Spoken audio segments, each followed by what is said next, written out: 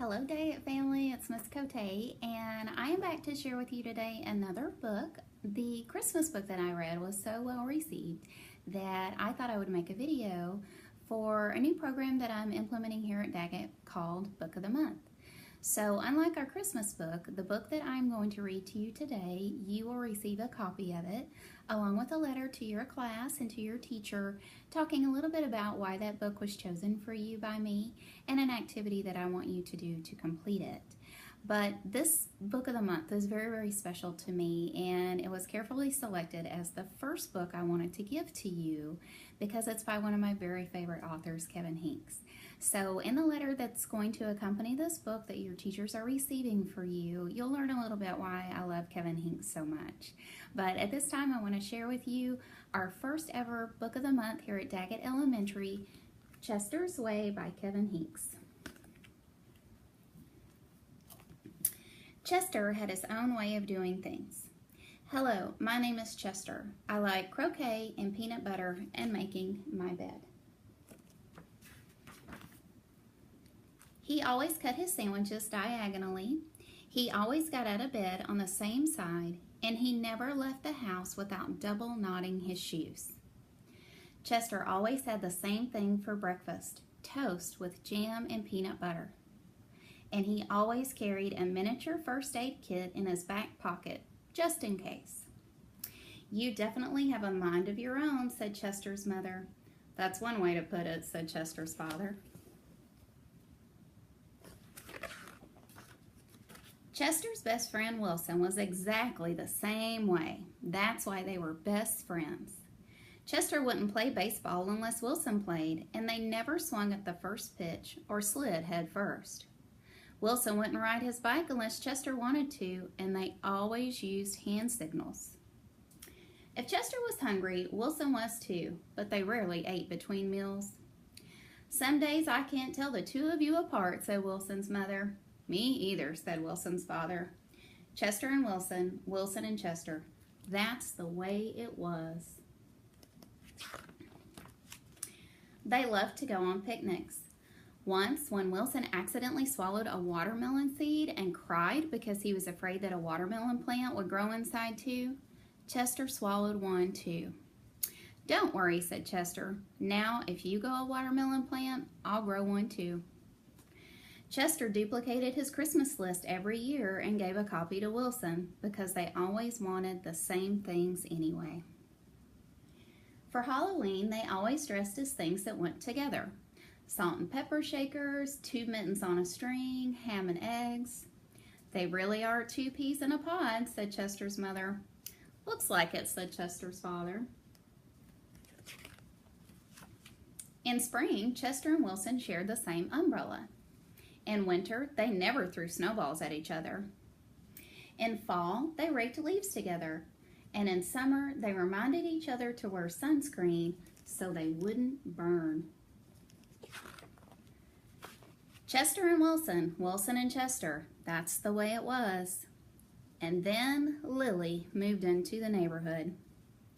Lily had her own way of doing things. I'm Lily, I am the queen, I like everything. She wore band-aids all over her arms and legs to look brave. She talked backwards to herself sometimes so no one knew what she was saying. And she never left the house without one of her nifty disguises.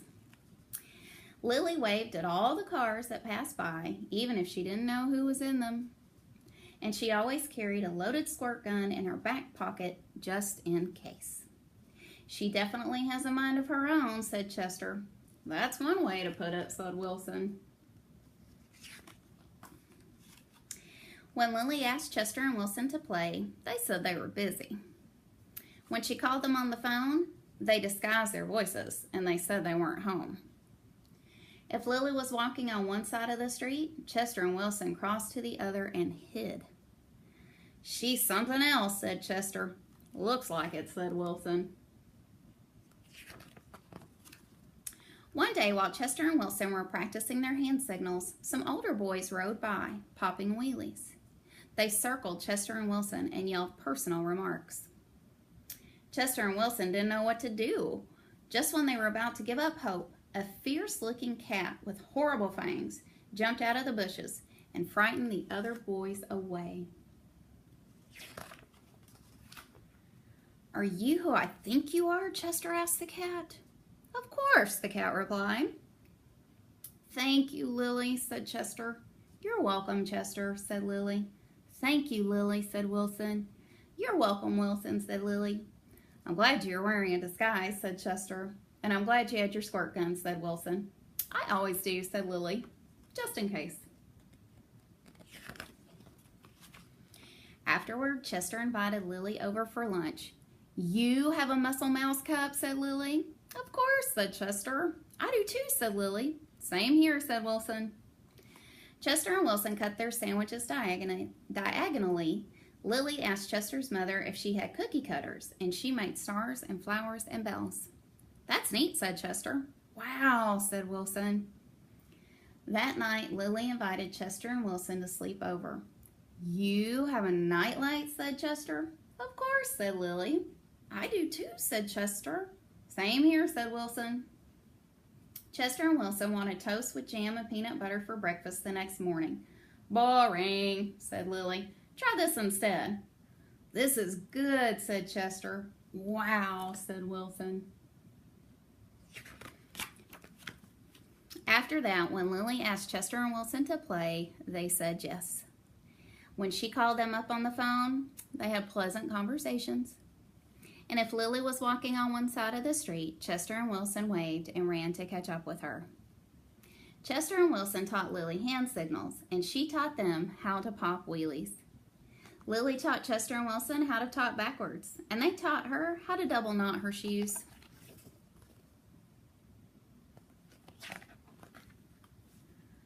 "Some days I can't tell those three apart," said Lily's mother. "Me either," said Lily's father.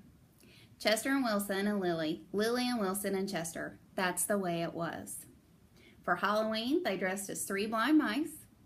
For Christmas, Lily gave Chester and Wilson nifty disguises, and they gave her a box of multicolored shoelaces, extra long, for double knotting. They loved to go on picnics.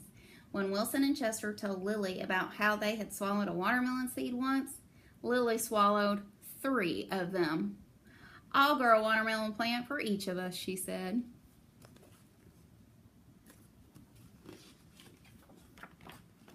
In spring, Chester and Wilson and Lily shared the same umbrella. In winter, they never threw snowballs at each other. In fall, they raked leaves together. And in summer, they reminded each other to wear sunscreen so they wouldn't burn. Chester and Wilson and Lily, Lily and Wilson and Chester. That's the way it was. And then Victor moved into the neighborhood. So I hope that all of you really enjoyed the story of Chester's Way. Again, if you want to review this, I hope you will with your teacher, but just know that this is a gift from me to your class so that you can cherish the stories always. And just know that every month, around the first of the month, I'll be presenting a new book with a new lesson and a great message for all of you. So I hope you enjoyed it, and I look forward to talking with you about Chester's Way very soon.